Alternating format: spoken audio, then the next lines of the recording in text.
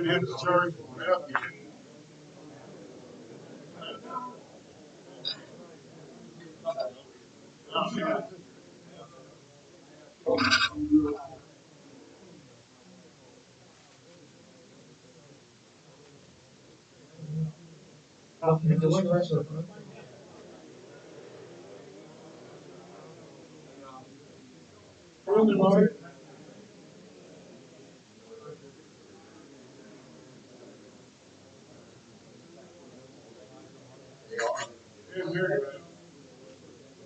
Club out there, you know, I got remember, right? Really? That's the breaker box. That's like this street. They call it the dream. I'll say it's always down.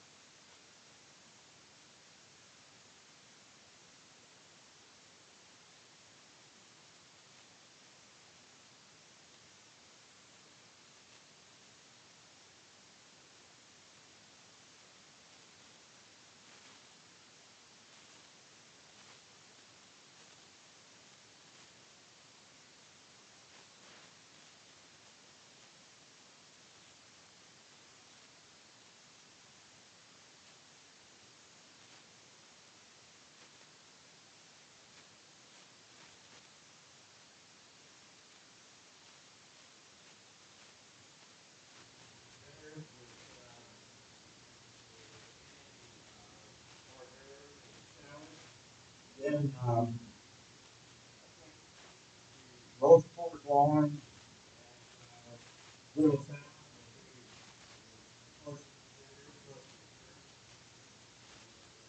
Whenever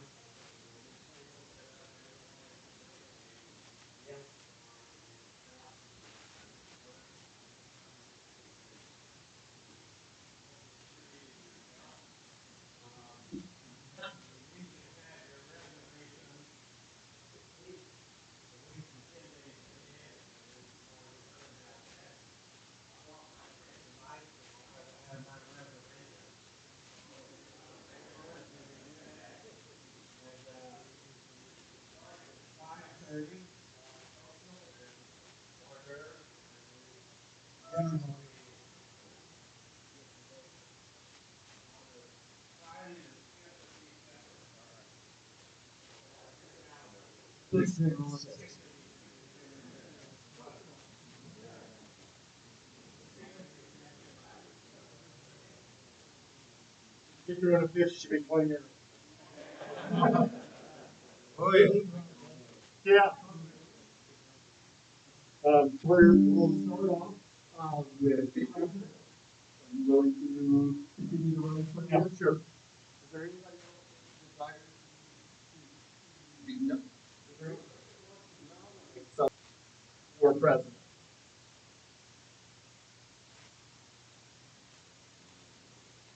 Oh.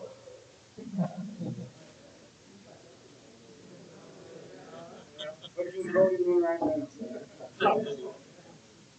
Somebody else a chance. Your nominations then for president. Now, for the nominations tonight does not mean that at the last minute you could not be nominated in December. But for tonight, nominations also. So, president at our next meeting, if there's we can just proceed forward without having to. Yeah. What do you know?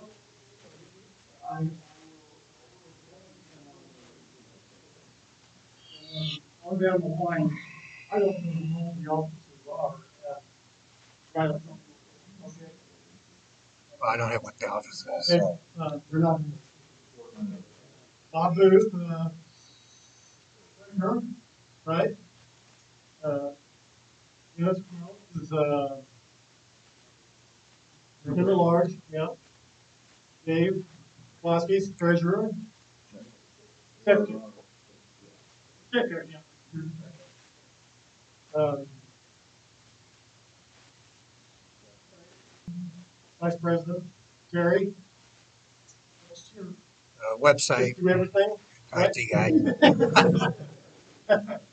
Takes care of our own tech stuff. Ralph Winch is the other member of water. And Ben, yes. And Alzheimer's programming. If anybody comes up with any ideas that they want to nominate somebody else, let us know. Like I say, we will be voting on this at the next meeting, the first week of December. Yeah, my family. Once in the same school.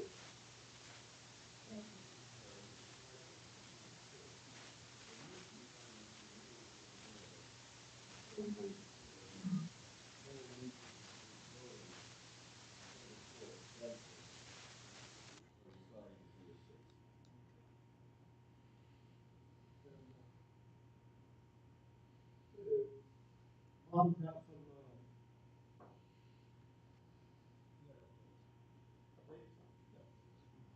some, from,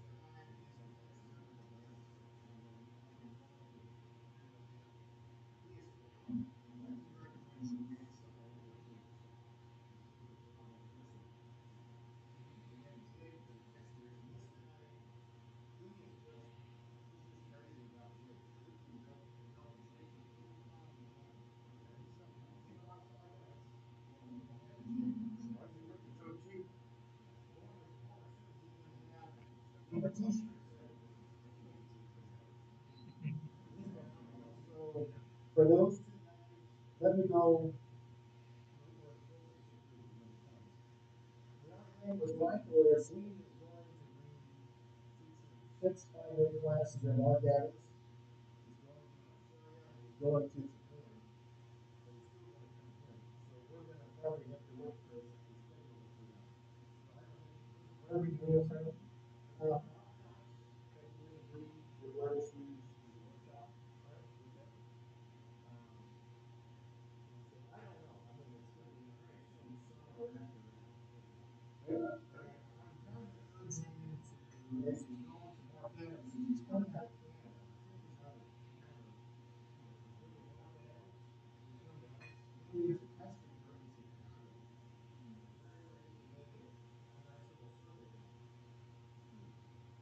purpose in Canada. Very ready to make it a nice little circuit down there. Yeah, that sounds great. Those are the three categories to choose from. Yeah. There were others.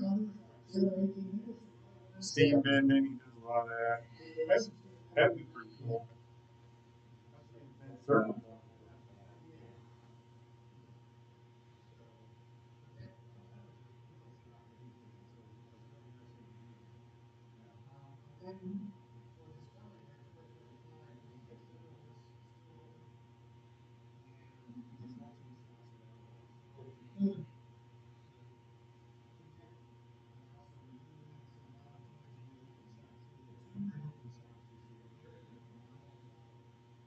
I promise I'll do one.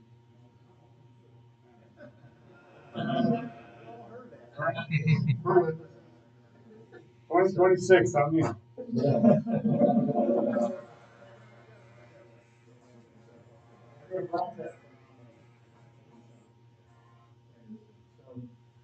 Pass a sheet oil, feel like that money you're not working. But if you could connect to doing an open shop,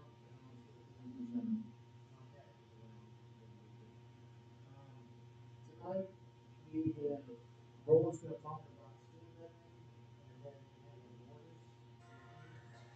And after that will be Bob. Bob is going to talk about you have to get 4 or 5 projects. Share that from Curtis and the show. There are more show and tells.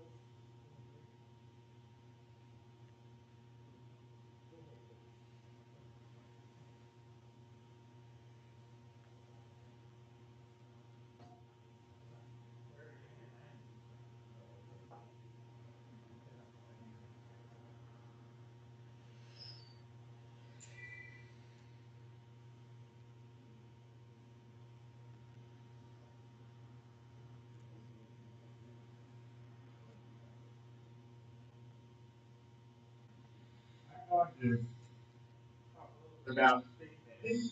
I took Michael Mortising's course at Mark Adams many years ago on steam bending. And one of the projects that we did is I'm going to talk about. I recently did this project at home, and so I'm going to go through that a little bit with you. I'm going to come over here because I have some things to also show. So go ahead. We need the lights down. I can't see that. What's the code? Give me the next one.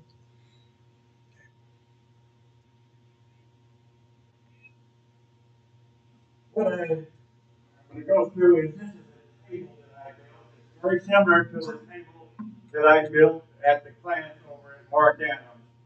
And this is just a sort of a rounded piece of cherry, which is the top of the table that I'm building. Next.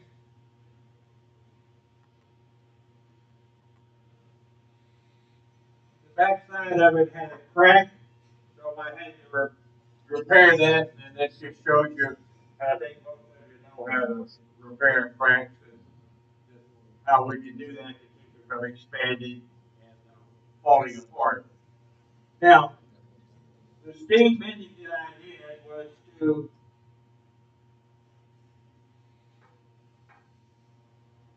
bend the ends of the legs.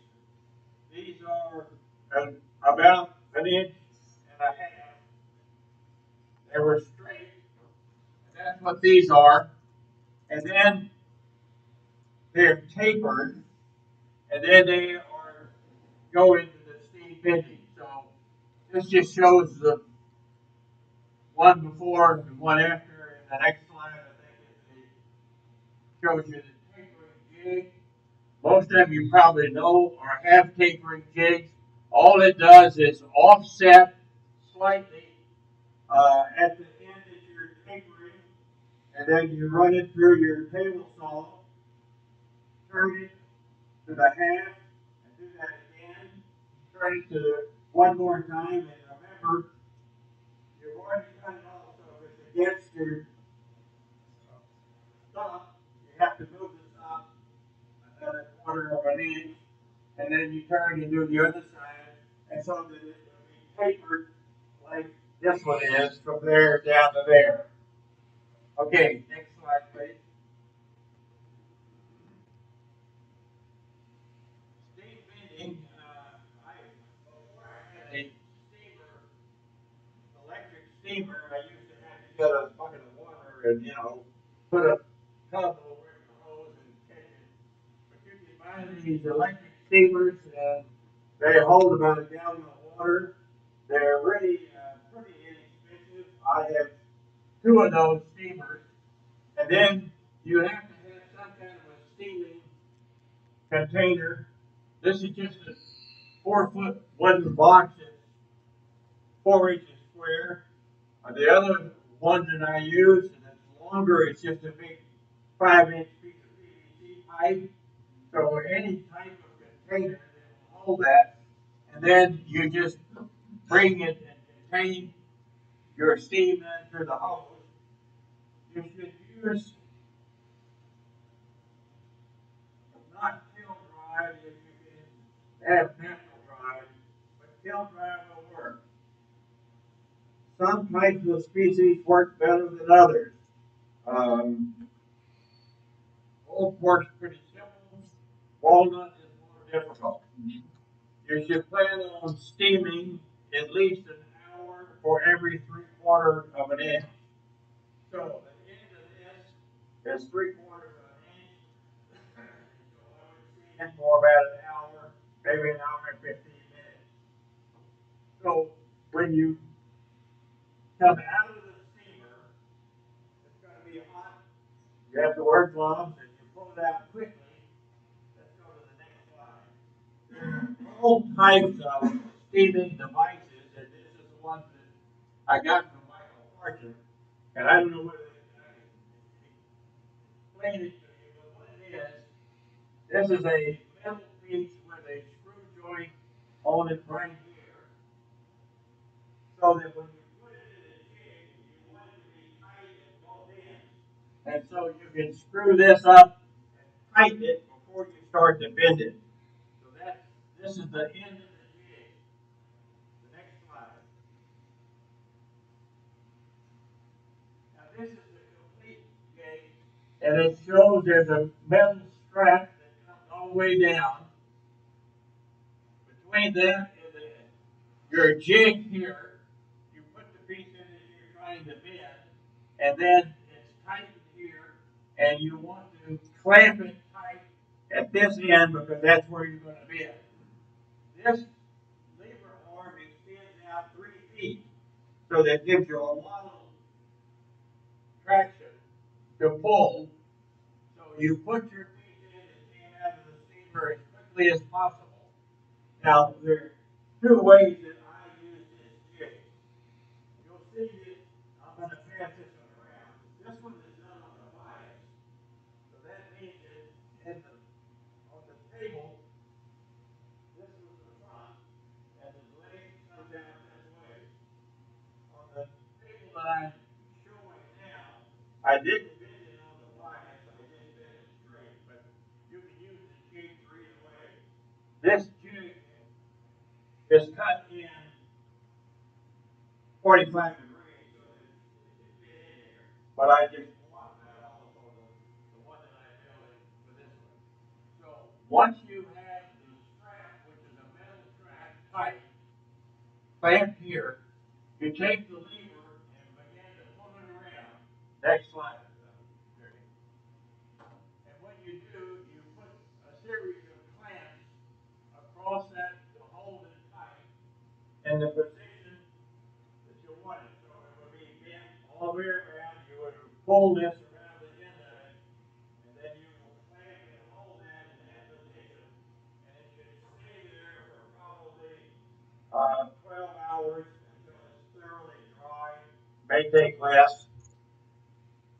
Sometimes you get some kickback where the bending is not exactly as you want. You can bend it again. Michael says sometimes if you bend it in the opposite direction, that takes some of the stiffness out of it. And then bend it a third time. I had no problem with this being bent all the way around, and the same for the legs that are on this one. Yes. Grain orientation matter. I think grain orientation, I think you should look and see that you're bending it with the grain as much as possible, yeah. And I think it depends on the type of wood. Yeah. How long do you leave it clamped up? How what? How long do you leave the piece? I would leave it for 12 hours. I think it probably dries within 3 or 4 hours, but I usually leave mine just to make sure, maybe overnight. Because I don't want any kickback. I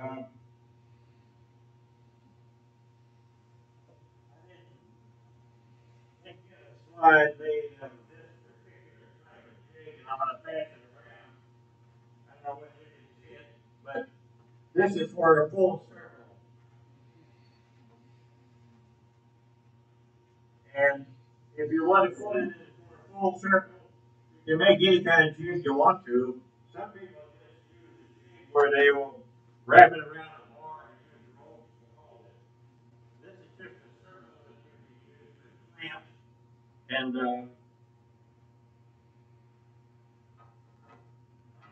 the rest of my props. I'll pass this around. This is the same type which was bent on the semicircle around being bent. So you can pass it around if you want to. Okay, this is when it came out, and this is bent, same as this. Now, this table is sort of a delicate table. Has 4 of these very thin legs holding on to this solid piece of cherry. So there has to be a way to put it together. So it's not, and I'm going to show you a little different technique on this table than I used on this one. Next slide.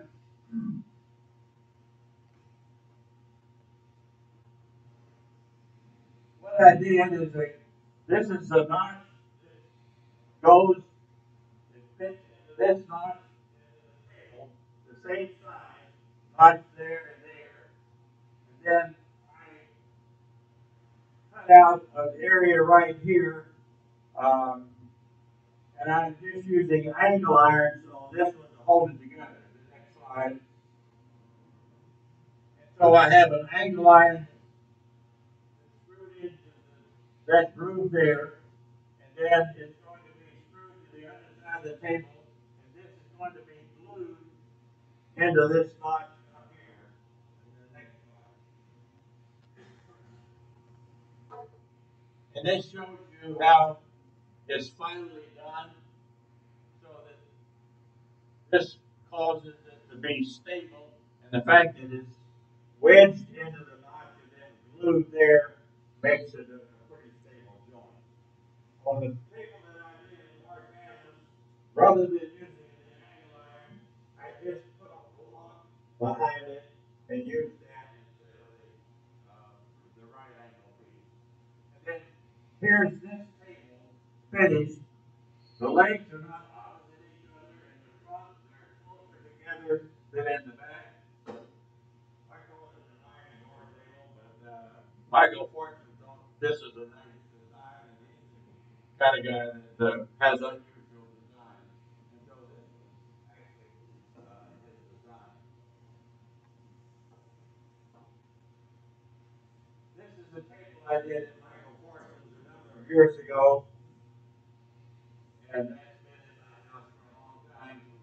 And you can see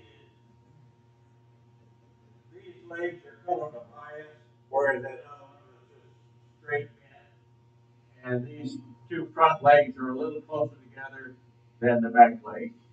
It's again a solid cherry. Now, questions about steam bending? Roland, Yeah.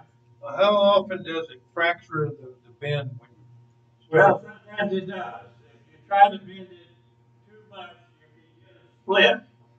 And one of those that I did on this one, which I didn't use, there was a slight split right there. It was enough that I could almost sand over it. It wasn't a problem, but I didn't use that one. So yes, if you pull too hard and it's not properly steamed, you can't break it and split it. The other form of bending is, is so common as laminated bending. I didn't talk about that because I think most of you know thin strips about a 16th of an inch, all planed, and then glued together, and then with those you can put them around any kind of form and clamp them, and it stays well. And I use that type of bending probably a lot more than I use steam bending because it's quick and simple to do. The curve compress more than the outside expands. Yes, I think the inside is compressed quite a bit. And once again, Michael says, if it doesn't work the first time, put it back in, steam it again, and do it again. And I got it. If I couldn't quite pull it enough that I thought it was going to split, I would re-steam it, steam it, and do it again. And sometimes he thinks you ought to turn it the opposite direction just to really loosen up the fibers and pull it in that direction. So you just sort of have to do the trial and error till you get it where it's not split. And you can feel that and see that that's okay. Roland, Yes. do you ever, when you're picking out your wood, you try to get nice straight grain runs through it so you don't have run out where the split is more likely to happen? Well, there's no doubt you want something that's very straight grain. If you have something which is a wiggly grain or not knotted or Well, I mean, not just straight grain, but grain oriented with the length of the piece. In other words, so that you don't have the end of the grain coming out, like, which would make it easier to split. probably. Yeah, I mean, that's what I always Yeah. Well, I think you need to select the kind of wood that you think is going to bend easy. Certain types bend easier than others. Maple and oak are probably easier than walnut and hickory and some of those. Yeah.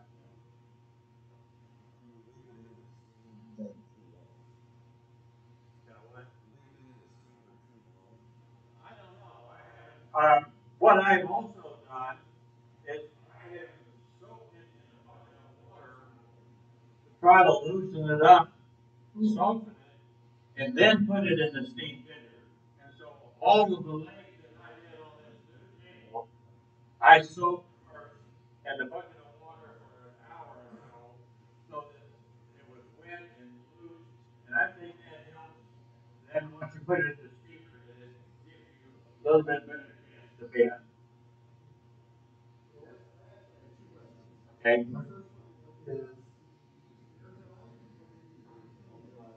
Well, these are all kiln drive that I have, and so you can.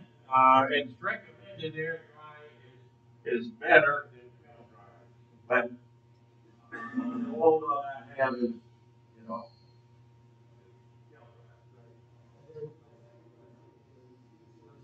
apparatus for dry removal, or did you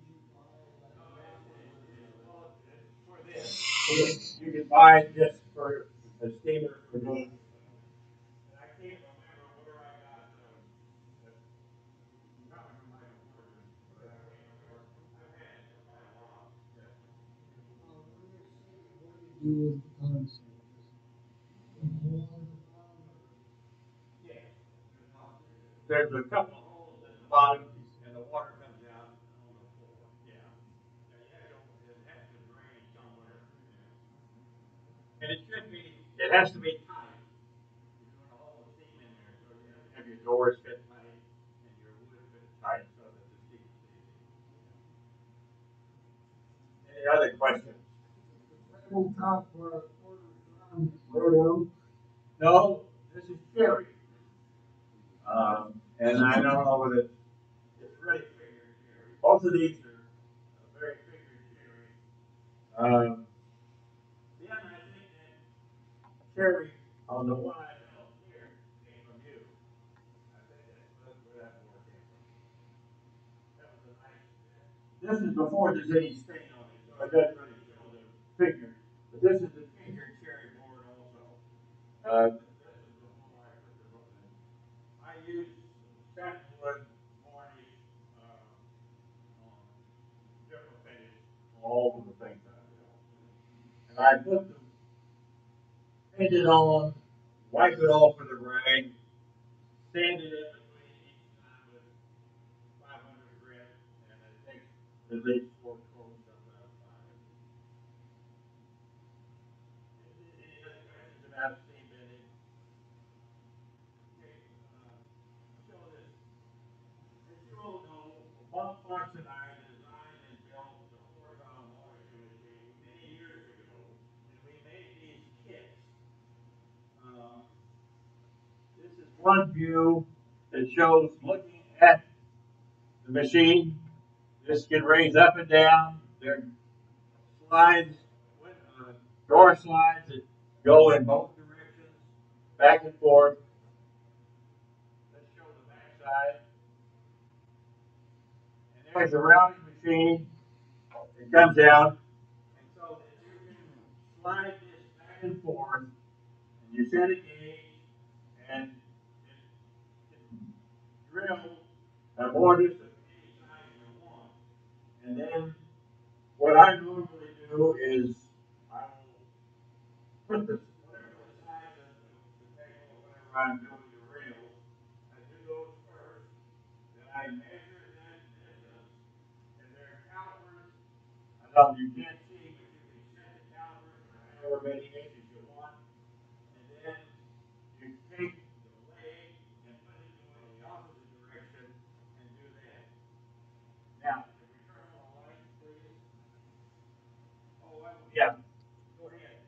One other thing we did in steam bending there is if you want to do some really tight bending of small pieces, like you're making a lattice or something, this is an interesting thing that you can make with just a piece of pipe, metal pipe, and you put your propane or Bunsen burner in here and heat this up. And then you take your thin piece and just work it over that hot back and forth, and you can bend it in almost together. So this is just another thing that I got from the Michael Portrait course on steam bending. If you want to bend small pieces around a hot pipe, that's just another technique. Now back to the mortising machine. The kits that we have has everything you need. This is a full scale drawing of exact sizes of all the pieces. And that's in the kit, plus in the kit also is a colored step-by-step how to put everything together. And all of the pieces that are required, except the wood pieces, are in it.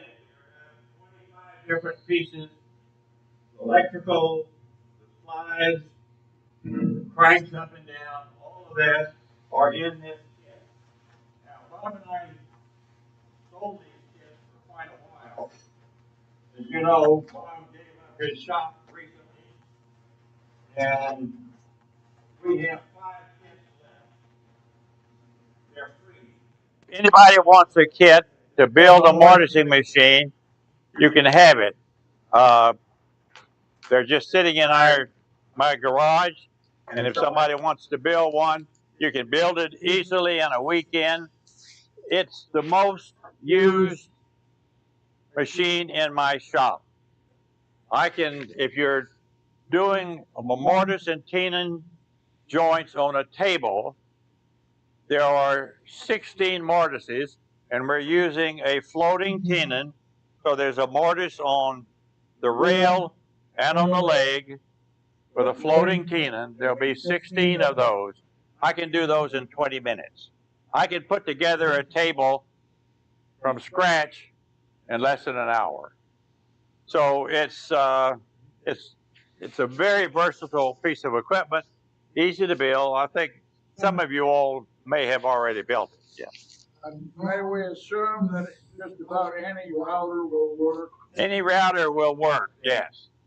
And you can adjust the router forward and back as to how deep you want the mortise.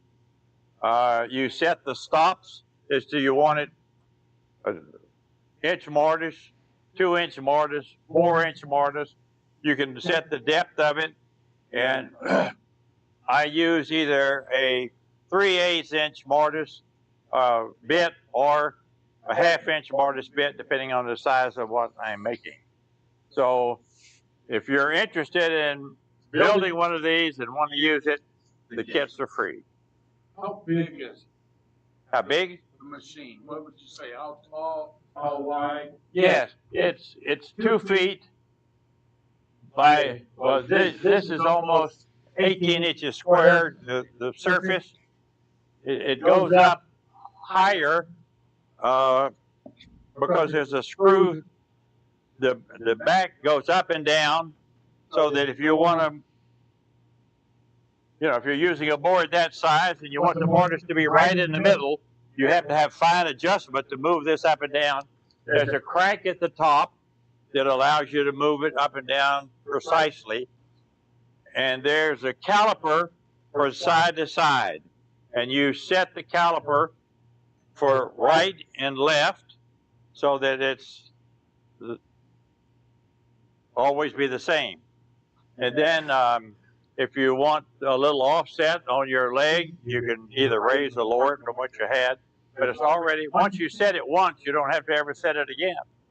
And there are clamps that hold it down. They're in 2 directions. I give Bob credit for a lot of the technical design. It's very, very unique and very well done. So anyhow, we have some kits left if anybody would like one. Any questions? I would like one. All right, I've got 2 in the car and 3 at home. So if you'll come to me afterwards, you can take those 2 in the car and then either come out to the house or let me bring it to another time. Any other questions? Next program. Okay. Oh, yes. Sorry. Thank you.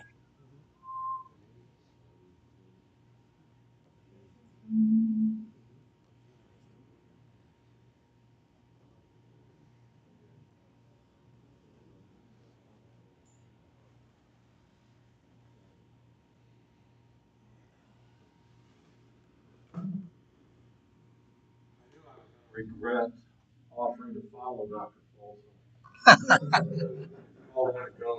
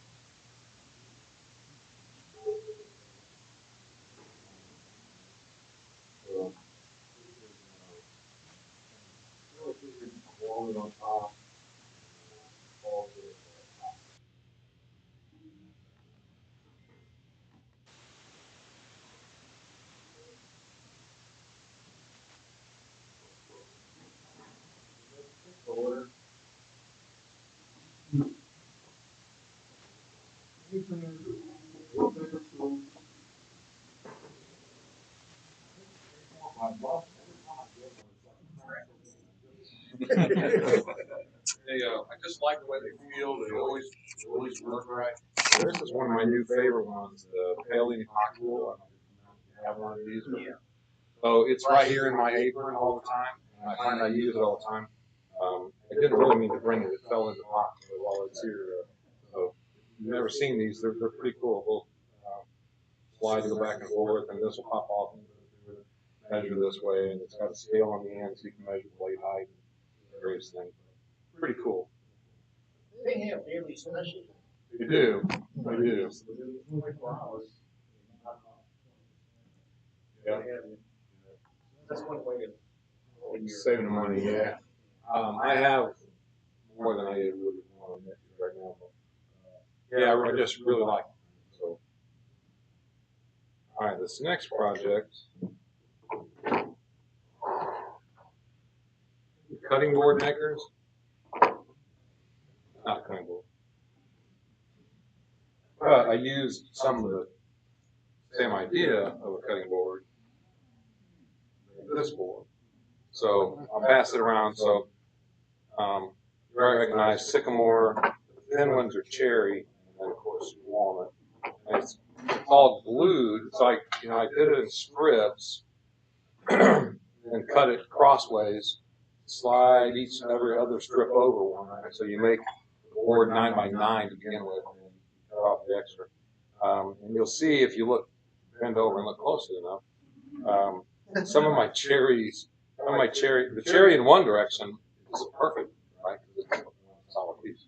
The strips in the other way, there's some, like I noticed that one moving off. There's a lot of moving parts when you're trying to put it together. And then I glued the whole thing to a piece of MDF board. Flat. But you don't have the one going in the wrong direction. What's that? You don't have the one going in the wrong direction, though. Well, I don't think so. I hope not.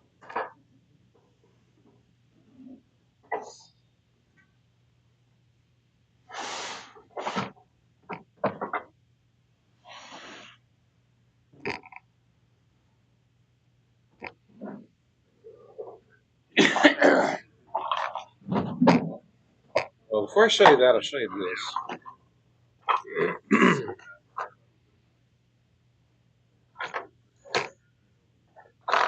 Anybody using band clamps? Around? Yeah. Okay. So, I've been buying these from Harbor Freight for a long time. You get a 4-pack of these, it will sell for about $10. And this is a 15. This is 15 feet long, and it's. I'm gonna find all 15 feet of it right there. And it looks like this, right? It's got a hook on this end.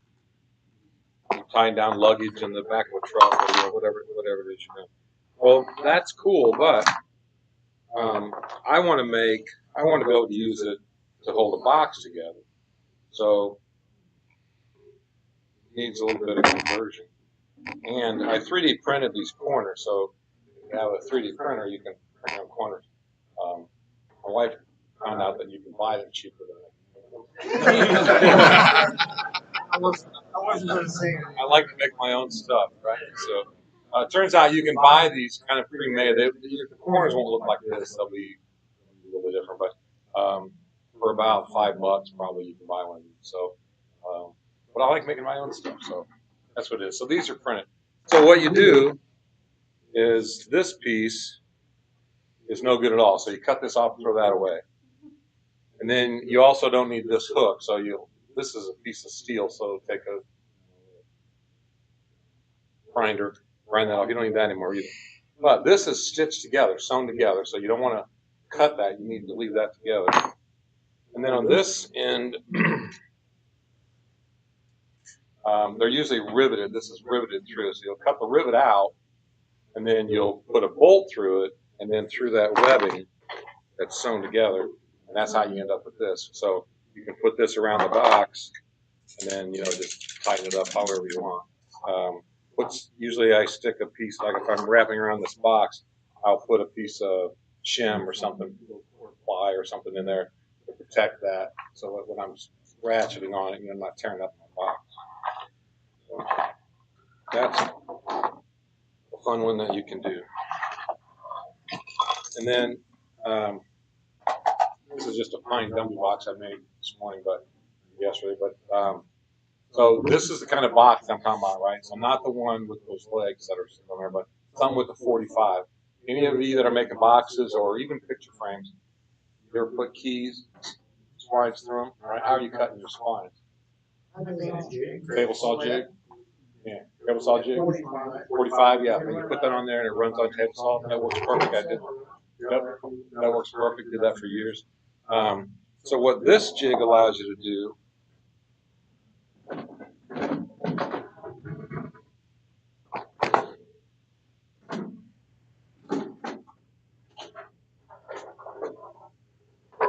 most of you have one of these? Yeah. Right? You got one of these? Okay. Biscuit joiner? Yeah. So here's what the jig looks like, right? So I'll clamp it down. I'll put it at the corner of a table like this, and I clamp on my bench. I clamp this down so it can't move. And then the biscuit joiner is going to fit into this groove. So these are just my spacers for how high I want the key to be cut, the spline to be cut across. So if I really want it at the bottom,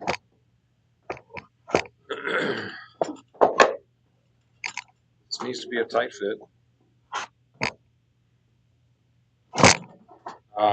If you really want it at the bottom, you can just put it down like that. But if you want to space it up a notch, then you can use different thicknesses of spacers underneath there. In addition, many, and I don't know if all, but my biscuit joiner has holes in the bottom, so you can screw it down if you wanted to make sure that it was nice and steady in there so it wasn't going to move. And then all you do is take your box, hold it in the corner, cut it in, push it in, the blade will go in and cut. And then so here's my splines. I make splines, inch or inch and a quarter, something like that. Some contrasting wood, sand them down to the right thickness. And then I cut them on the bandsaw. So if you set yourself up so you can cut at 45, flip and cut at 45, you don't have much waste, right? So you're not making squares, you're making triangles that come out like this. A little dab of glue in there, a little persuasion, done. All right, then I'll let that dry for an hour or whatever, and then I'll go back. I usually go to the bandsaw, rip those extras off there, and then go to the sander and sand it up. But you can see, kind of what you end up with. They work pretty well. I think that's all my potpourri. Questions? I have never thought of using the biscuit or Carter's lines. That's a great thing that I heard about. Thank you. Yeah. So, Dr. Folse, while I have your attention. No. I got this pain, right? No. Steam bending. So my daughter just turned 39 recently. For her first birthday, I wanted to build her an oak wagon. And I wanted the handle to be bent. I thought, well, this is 38 years ago. I was fairly new woodworker.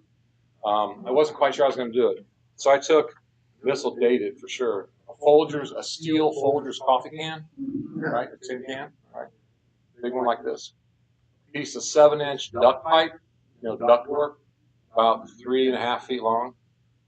Set that all in the can, duct taped it all around. Went on my wife's cooktop stove. That already Put water in there. So I was about 2-inch wide oak strips, about between 3/16 and 1/4 thick, probably. Had 4 of them. Drop those down in there. Crank that thing up. Just let it go and go and go. And when I thought it was done, I took the whole thing out to the driveway and I pulled the pieces out. And I clamped them into a jig that I had made to the shape that I wanted. Not glued up yet, just laid each one in there, clamped them up, and then let them dry for I don't know how long, a day or whatever. And then took them out and clamped them and glued them together. Well, about 5 years ago, that wagon became a piece of decoration in the front yard with flowers and stuff in it. About 4 years ago, we sold that house. About a week ago, 2 weeks ago, I drove by the house, and that wagon is still sitting in the front yard at 1732 Holmes Avenue. That laminated oak handle is still there, and still got flowers in it. So it's been sitting out there for 38 years now. So, well, thank you all very much. I appreciate it.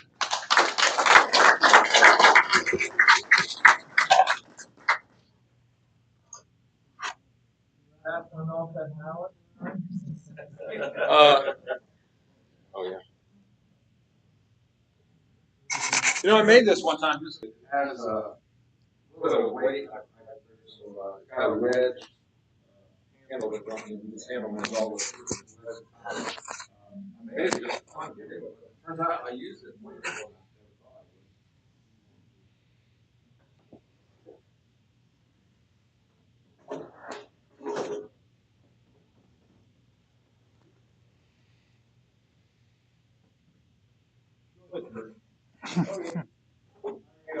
I have my Christmas project, one of two Christmas projects I'm doing here.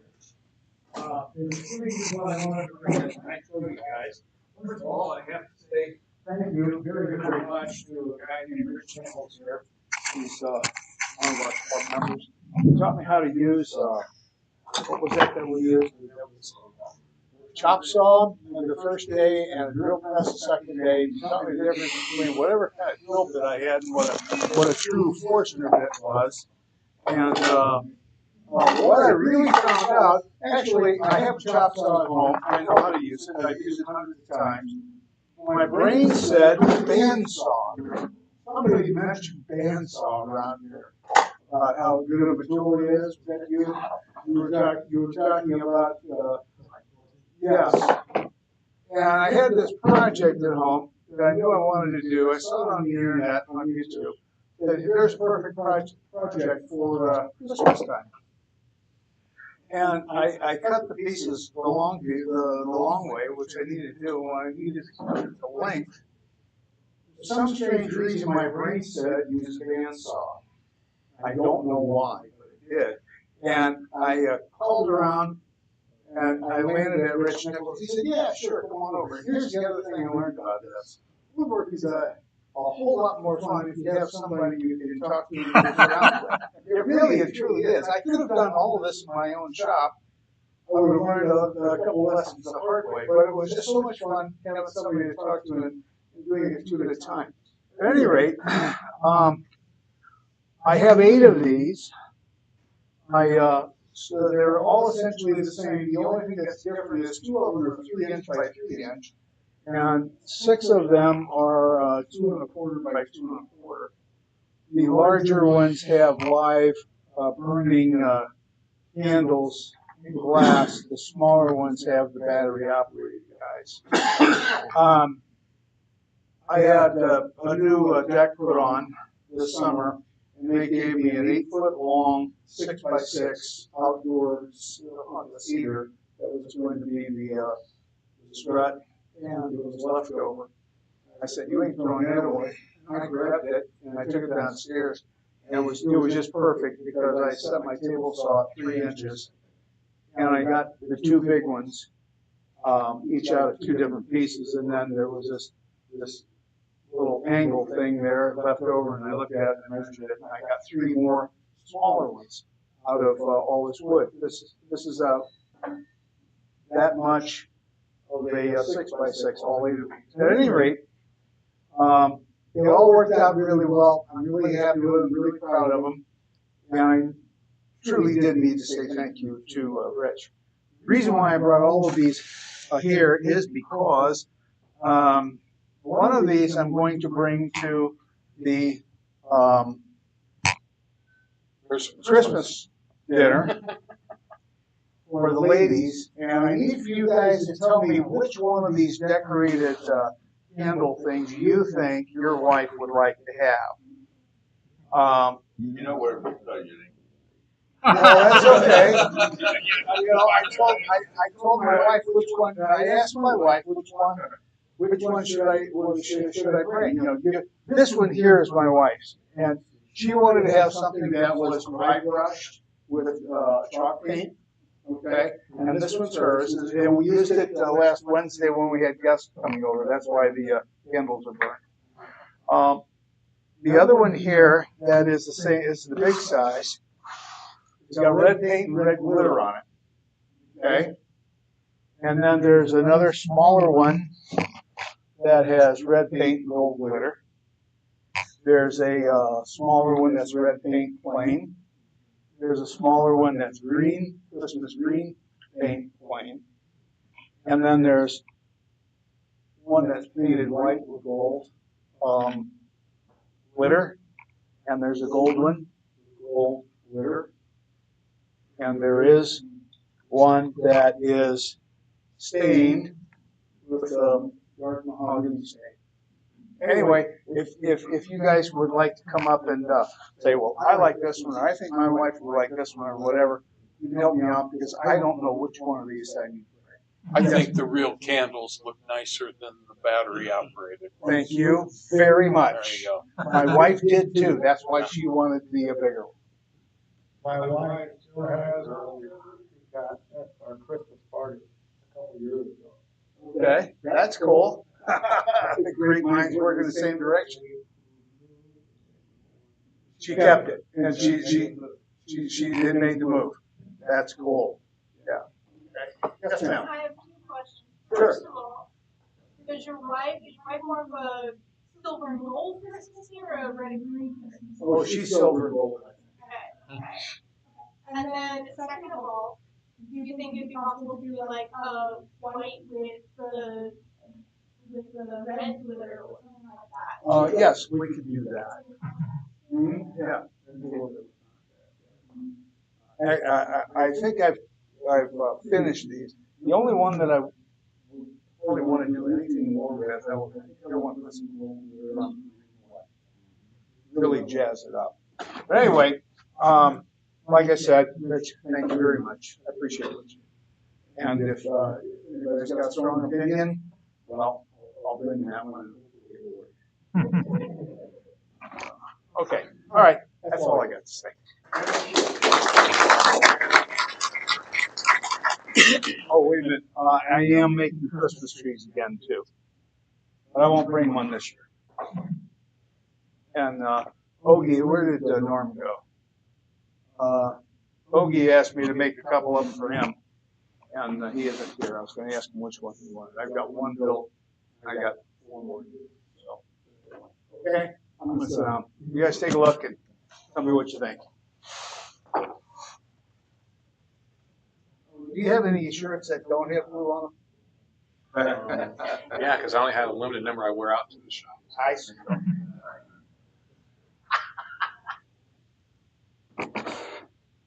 thanks to everybody for all the special project committee stuff, things like stuff.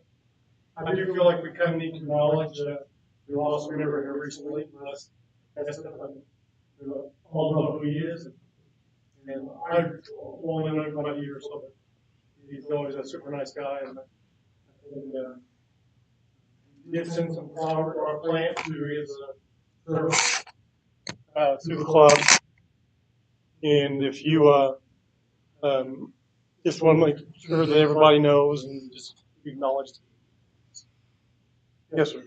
I'd like to say something about this. Yeah. I went to his service myself, and his wife told me, I think, I told her I was there from the club. She said she wants all his tools to go to this thing we're putting together.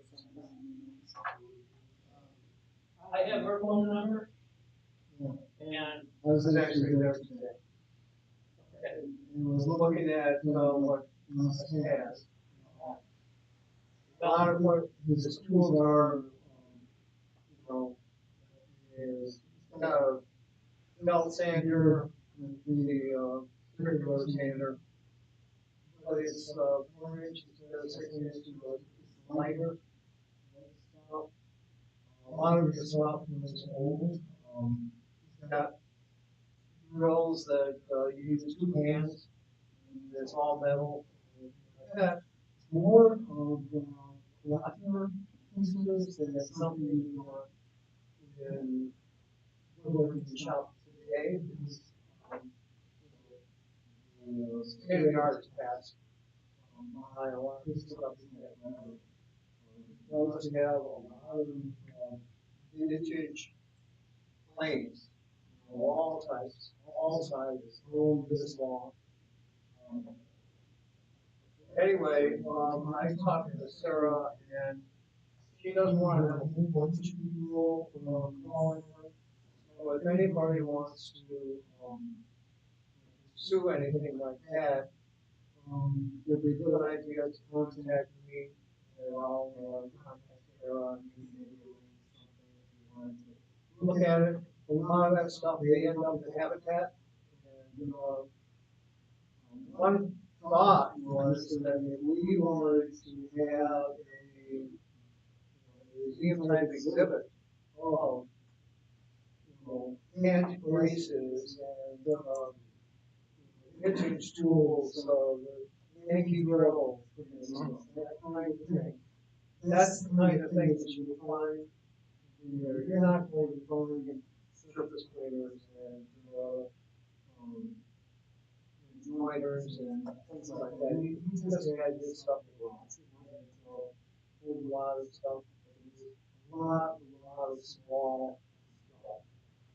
So I asked her, I gave her 2 tubs and said, sort through the stuff. I don't know, see what less in the shop. Less never do anything. Ever. And now it's up to me to throw everything away all at once. And try and make some sense out of the shop. Since, basically, I'm going left. And so, if you have any interest, give them my phone number and put it in the portrait.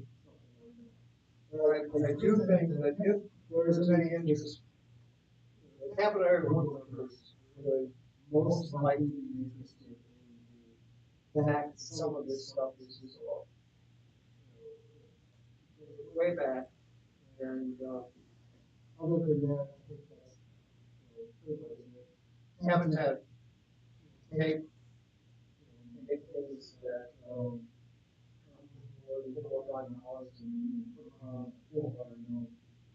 no. But anyway, what Sarah wants to do is just get here in Springfield. Here in Springfield.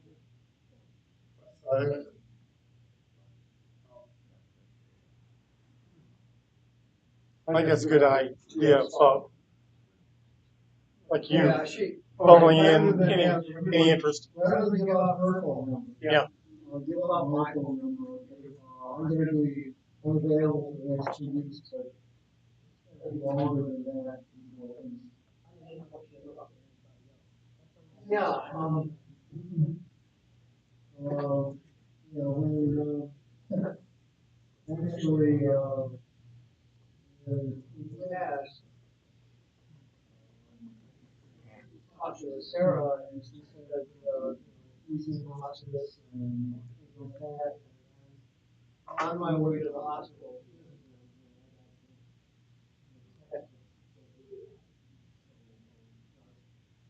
15 minutes away. I did notice too, in reading his obituary, he was an amazingly busy person. Oh, yeah. He did a lot of things. If you want any chili stuff, I actually have a business card. And got it because she put her phone number, I'm not gonna do that. This says lifetime member, ICS, CASI. And I think somehow that's got chili in it. It says Leslie's the Grand Master Chili Cook, Chili Judge. And then this address, it says, have chilies, will travel.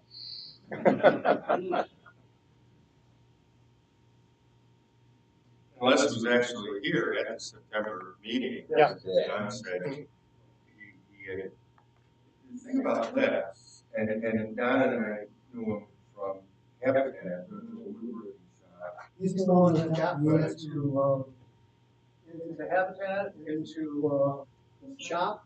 with the woodworking here, I had woodwork, I had done it, 30 years before, and I came down here, and I was looking for a school that might have a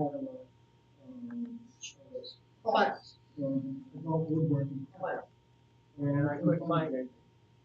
And so, Habitat has something that's called Chill and Build. and every once in a while, I regularly schedule, they'll have a session posted on the internet site. Chill and Build is coming up. So I attended one, and I looked in the shop and said, oh my God, you know, that's over. And so I asked him if he needed any help. He said, yeah, we have to have one open. And so I ended up with a corner of the shop that I told him. John, what year did we first meet? You know, we've only been here since the probably 2019 or 2020.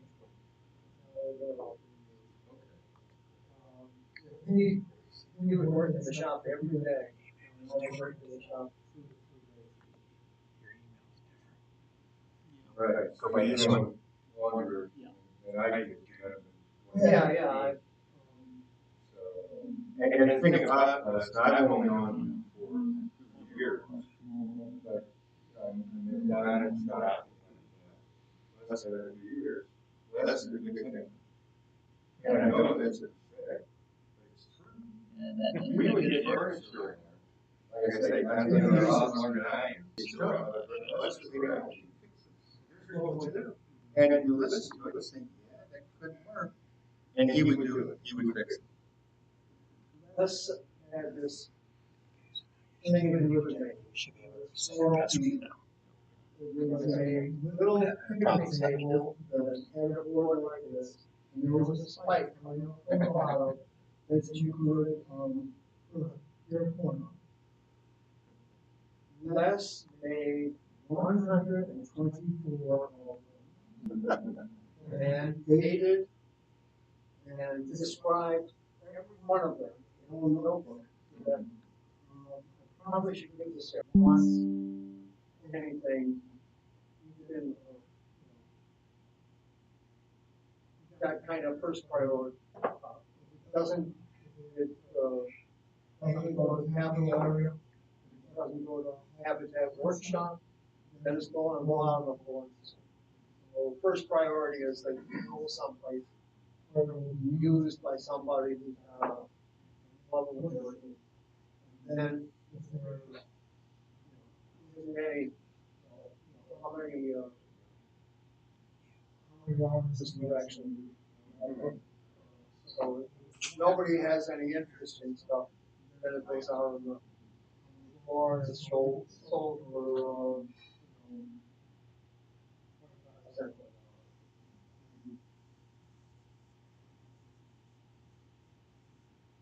Well, it's good to remember. Appreciate your input. Bob, did you have another? Gary, can you put it up? Greg? This is new news, pretty much FYI for everybody. I got a call last Thursday from last week. He was the guy from Craigers, who presented to us. And they launched a loose tenon device. It's gonna be a special phenomenon. And its price point is around $300. They launched it Friday. There it is on the right. It's currently set up with a 6mm center head on it. They're going to add an 8. And that's all I know about it. I don't know. predict that? What's that? Did he predict that? There was something he was saying that when he was here, we're gonna do da da da da. Yeah. I think that was it. Yeah. That's probably your stuff. So if you want to find out more, call Craig. Launch.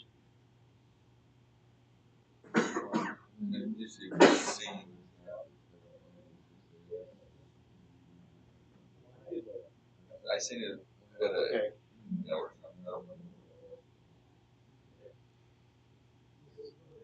I'd like to make a comment and thank all.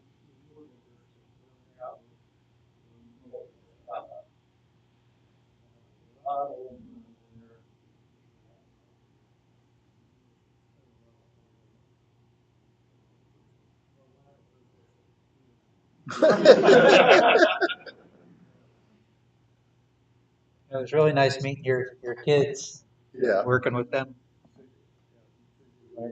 yeah. Mike, we've got a visitor here, Bob Folse. I don't think you've not been here before. Okay, anyway, I saw the logger. Several of the guys know Bob. But anyway, he was interested in hey, when you guys meet. I said, let me think about it. Okay, okay. Tuesday. But anyway, Bob. Welcome. Welcome. Me, Bob, Bob just mentioned, is there any guests or new members here? Woodworker, first time here. Good. From Springfield? From Springfield? Okay. Well, hey, I don't know how they ever made president of my work. It wasn't my work.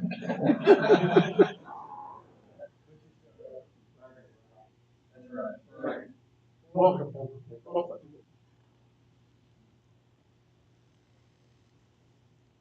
Okay, I think that's it, unless anybody else has anything they want to bring up. Thanks everybody for coming. Okay.